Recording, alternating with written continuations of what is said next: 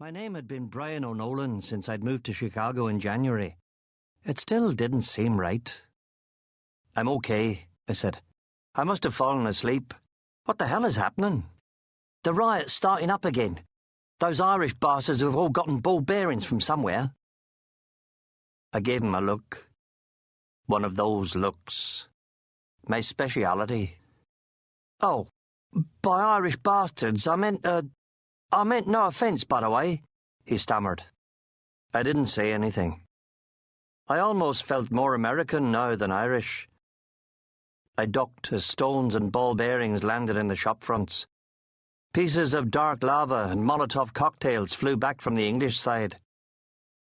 The London lads were drunk, and the Dublin boys had taken off their shirts, looking like ghosts, flitting nervously behind the barricades. The riot progressed. A shop window caved in under a big rock, a roof collapsed, a car went up in flames. A big English bruiser trundled along a wheelie bin filled with gasoline, and halfway down the hill he burned some scrunched-up newspaper and tossed it after. The bin exploded, and he caught fire. He rolled on the ground, and the cops grabbed him and dragged him off to a police car. Jesus. The colours fused. Green banana skins, inky smoke, crimson blood. The blue Atlantic and iodine sky merging in the west. Over by the dunes, amazed surfers were wondering if the town was on fire, and later it was, as the hotel burned and the surfers and the other non-combatants decided to be long gone. At dusk, the Spanish police finally got their act together and turned fire hoses on the two sides. The mix started an out-of-date football chant. "Francisco Franco is a wanker." And the English side trumped that with, "What happened to the Armada?" Singing was general over the lines now, and each song was echoed back. And as full night fell, everyone got teary-eyed and guilt-ridden, and we had a truce. The impromptu leaders meeting up in one of the main squares under a flag of armistice. The shadows lengthened, and there was a toast, a drink, a parley. And it was agreed then that whatever differences existed between the Irish and the English soccer fans, here, 1,500 miles from the British Isles, the story wasn't terrorism or the famine or Enniskillen or Bloody Sunday.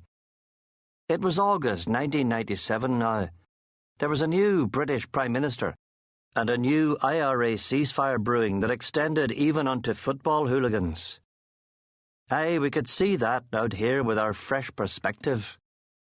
Here in Tenerife, under the black sky of creation, where Columbus set out to enslave half the world, where Darwin came on the Beagle, where Nelson lost his arm, and where they still made the same dark canary drunk by Falstaff and Sir Toby Belch, where we were all away from gloomy Albion, and we could accept a new vision of a new earth with sunshine and cheap food and Swedish girls, and where we could see the folly of doing evil unto one's brother.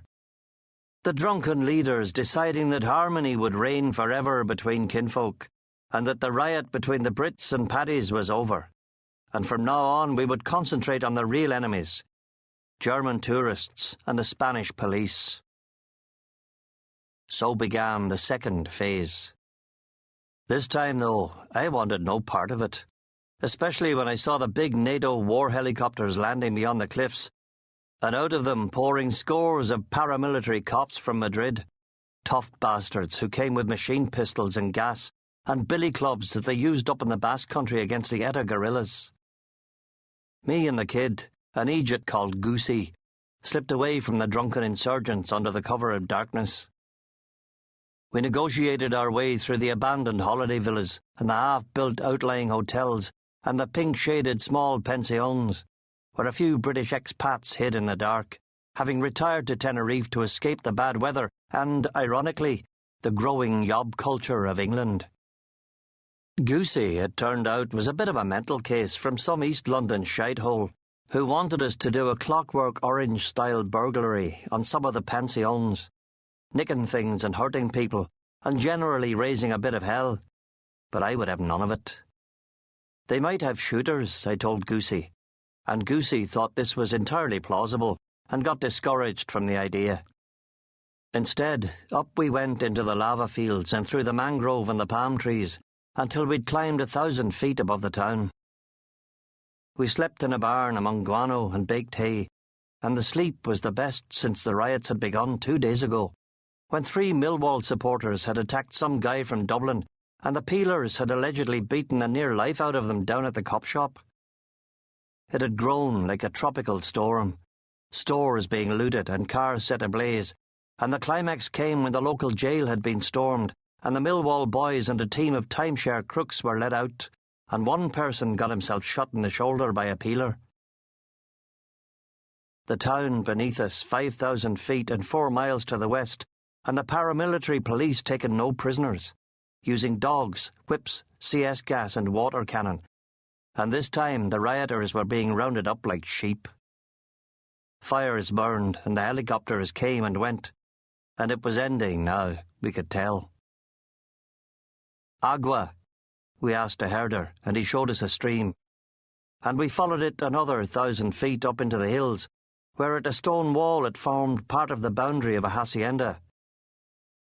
We vaulted the wall, got about 1/4 of a mile before a man in a suit appeared on a 3-wheeled motorbike and asked us what the hell we thought we were doing.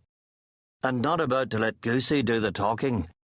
I explained that we were innocent kids fleeing a riot down in Playa de las Americas. The man adjusted his sunglasses and said something into a walkie-talkie.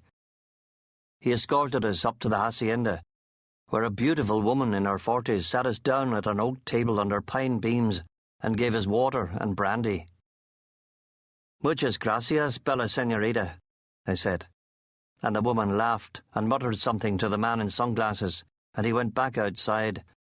And then she said to me in English that she was married and was no señorita anymore, and not even beautiful either.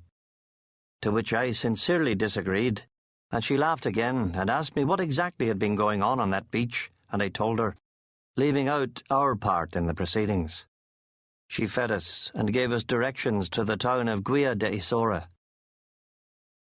By the afternoon our supplies were gone, and we were lost in a region that had an uncanny similarity to the place the NASA robots keep landing on the planet Mars.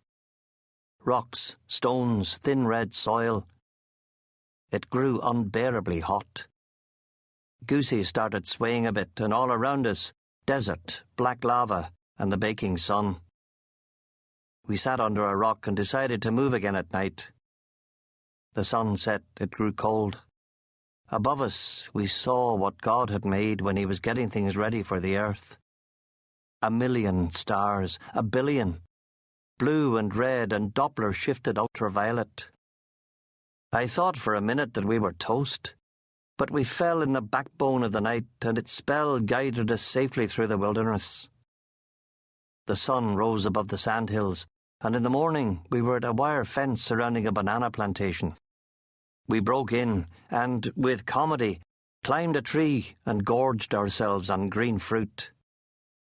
Nature was a civilizing influence, and Goosey had given up plans for clockwork orange rampages and was now all for staying here forever in the great outdoors.